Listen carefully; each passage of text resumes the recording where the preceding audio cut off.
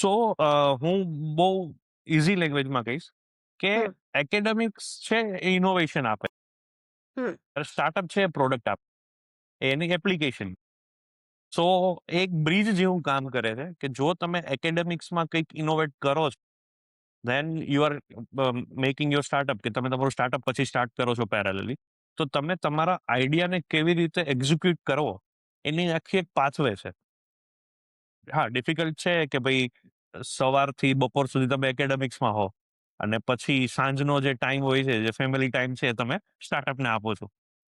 અમે લોકો એવું કહીએ છીએ કે 9 to 4 એકેડેમિક્સ જે હોય છે એ તમને નોલેજ આપે છે, અને હમ હમ 4 to 9 જે રાત્રે છે એ તમે ફોકસ કરીને એક્ઝિક્યુટ કરીને એક પ્રોડક્ટ બનાવો છો જે તમને વિંગ્સ આપશે ફ્યુચરમાં.